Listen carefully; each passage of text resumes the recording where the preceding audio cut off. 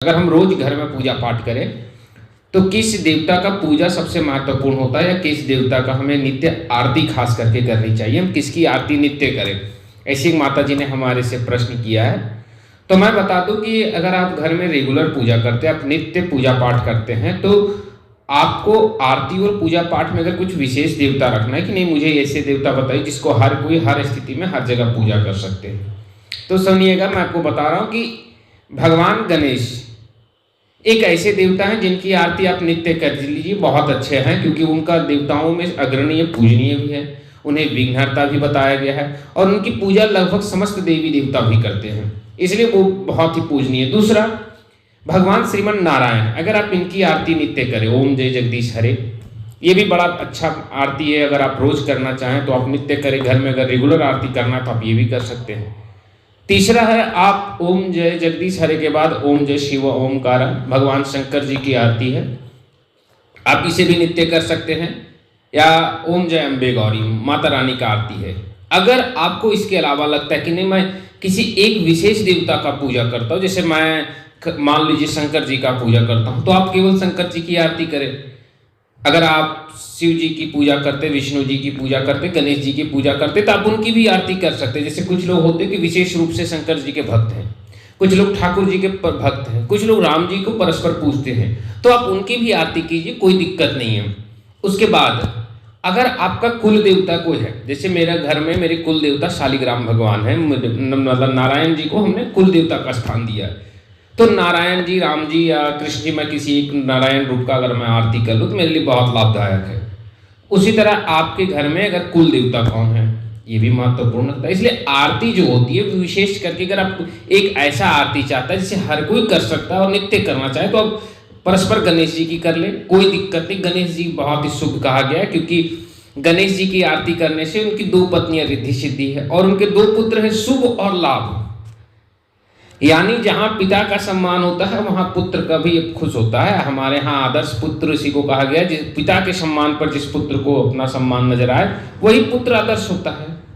तो गणेश जी के 2 पुत्र हैं शुभ और लाभ। तो आपने गणेश जी की आरती की तो आपके घर में स्वयं शुभ आया, तो सबसे शुभ आरती एक तरीका से हम कह सकते हैं, और लाभ भी देने वाली, क्योंकि उन्हें विघ्नहर्ता कहा गया। राम जी के बारे में भी कहा गया, राम जी अक्सर कहते थे कि जय गणेश गिरिजा सुमन मंगल मूल सुजान, कहत अयोध्या दास तुम देहु अभय वरदान। तो गणेश जी की पूजा करने से अभय वरदान प्राप्त होती है। मैं परस्पर भगवान शंकर का भक्त हूँ, बचपन से मेरे इष्ट आराध्य वही हैं, लेकिन मैंने अपने जीवन काल में सबसे ज्यादा अगर किसी का पूजा किया है तो वो ठाकुर जी हैं, शालिग्राम भगवान, या तो मैंने राम जी को सबसे ज्यादा पूजा किया है, लेकिन मैं इष्ट मेरे शंकर भगवान हैं। इसलिए देवी देवताओं में एक बात याद रखिएगा, भगवान कृष्ण ने कहा एको अहम द्वितीयो नास्ति न भूतो न भविष्यति।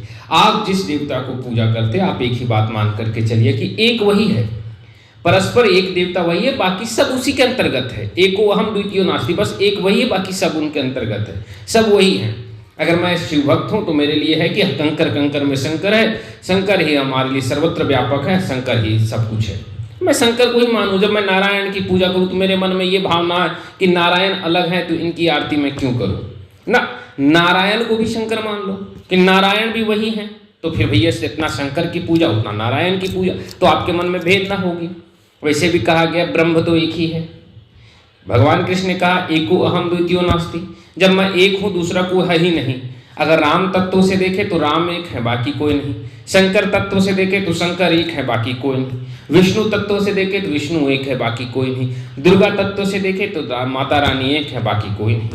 इसलिए तत्व रूपी जो ब्रह्म है वो एक है, बाकी सब रूप अनेक अनेक है। इसलिए किसी भी देवी देवता का जब आप पूजा करें तो मन में एक चीज लाए कि आप जिसकी पूजा कर रहे हैं सर्वत्र वही है, हरि व्यापक सर्वत्र समाना है ना, कि हरि हर जगह व्याप्त रूप में विराजमान है। तो शंकर भगवान की भी प्रतिमा में उतना ही हरि है जितना हरि भगवान के प्रतिमा में हरि है। ऐसी नहीं कि अगर ये हरि भगवान की मूर्ति है और ये राम भगवान या शंकर भगवान की मूर्ति है तो इसमें हरि ज्यादा है और इसमें कम है। हरि व्यापक सर्वत्र समाना, समान रूप से समस्त जगहों पे विराजमान है हरि। तो जितना शंकर भगवान की मूर्ति में है उतना हरि भगवान अपने मूर्ति में भी है।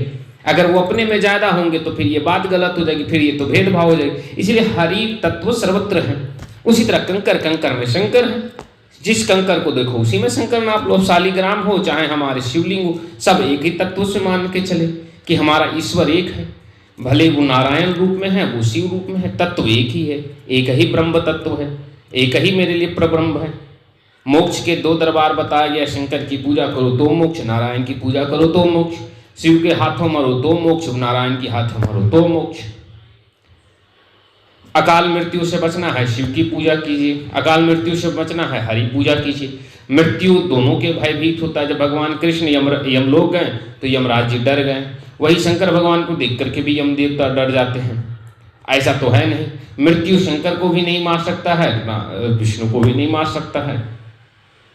इसलिए आपको नित्य अगर आप पूजा पाठ करना चाहते हैं तो पहले मन में ये याद रखिए कि घर में तभी ईश्वर बैठते हैं जब आपके मन में भेद ना हो। एक कथा आती है श्रीमद् भागवत महापुराण में कि माता सती अनुसुईया के जो पतिदेव थे उन्होंने भगवान ब्रह्म का बहुत तपस्या की कि हे परब्रह्म आप दर्शन दीजिए। तो तीनों ने दर्शन दिए, ब्रह्मा विष्णु महेश। तब भगवान विष्णु से पूछते हैं कि प्रभु मैंने आप में से किसी का नाम नहीं लिया, तो परब्रह्म कौन है जिसकी मैं पूजा कर रहा हूं? तो विष्णु जी कहते हैं कि हम तीनों एक हैं, हम तीनों एक हैं, हम में लेस मात्र का भी अंतर नहीं है। और जो मनुष्य हम में अंतर समझता है वह हमारे विरोधी होता है। हम में से किसी में भी अंतर अगर किसी ने समझ लिया तो समझिए वो भक्त नहीं है, क्योंकि सब एक है। इसलिए इसी बात को लेकर के चलिए, इस बात पर मत आइए कि मैं किस देवता को पूजूं किसको नहीं। शास्त्रों में हर देवता को अलग अलग कार्य मिला है। वर्षा के लिए इंद्र की पूजा कीजिए, तेज के लिए अग्नि की पूजा कीजिए। तो जिसके पास जो है भैया हम उसके हिसाब से उसको पूजा कर रहे हैं, जिसको जो कार्यभार मिला है। अब हम वायुदेव को कहेंगे कि अग्नि बरसा दीजिए तो वो तो पवन देवता है, वायु की उनकी कंट्रोल में है, उनके हाथों में। इंद्र के हाथों में वर्षा है, अब वो उनको हम कहेंगे कि वर्षा छोड़ करके आप अग्नि बरसाइए भैया, तो नहीं बरसा सकते, उनके अंदर वर्षा है। वर्षा के देवता हैं वो, अग्निदेव, वायुदेव, पवन देव, सब अलग अलग ग्रंथों में है, तो अलग अलग उनके कार्य हैं। तो जैसा जिस चीज को चाहिए उस हिसाब से उनकी पूजा होती है। पर ईश्वर एक तत्व से आती है, आप उसी तत्व को पूजा करें। इसीलिए इस बात से भाई निश्चिंत रहें कि आपको आरती क्या करना। आप जिस देवता को पूजा कर रहे हैं आप उन्हीं की आरती कर लें। और अगर आप वैदिक रूप से चलना चाहें, शास्त्रीय रूप से, तो आप भगवान श्री गणेश की आरती कर सकते हैं, क्योंकि श्री गणेश अग्र पूजनीय हैं। उनका पूजा हर स्थान पर पहले होता है, तो उनकी अगर आप पूजा करते हैं, उनकी आरती करते हैं तो बहुत ही शुभ माना गया है। बाकी नारायण, शंकर, पार्वती सब एक हैं। मैं बार बार स्पष्ट करता हूँ कि इस भाव से अलग हो जाइए कि हमने जिनकी पूजा कर रहे हैं मैं फलाने का देवता हूँ तो फलाने की आरती करूँ तो ठीक रहेगा ना। आप जिस देवता की मिल जाए, शंकर भगवान के भक्त हो, राम मंदिर मिल जाए तो वहाँ भी शीश नवाइए, राम को भी प्रसाद लगाइए, भोग लगाइए, उनसे भी हाथ जोड़ करके प्रणाम कीजिए, हे प्रभु आपके चरणों में आया हूँ, मैं आपका भक्त हूँ, मेरी रक्षा कीजिए। शंकर भगवान का, विष्णु भगवान का, किसी के भी मंदिर में जाइए, बस यही बात कहिए, प्रभु मैं आपका सेवक हूँ, आप मेरे स्वामी हैं, आपका सेवक आपके दर पर आया है। सेवक के इस प्रणाम को स्वीकार करें, क्योंकि देने की और क्षमता तो हम में है नहीं कि हम भगवान को कुछ दे सके।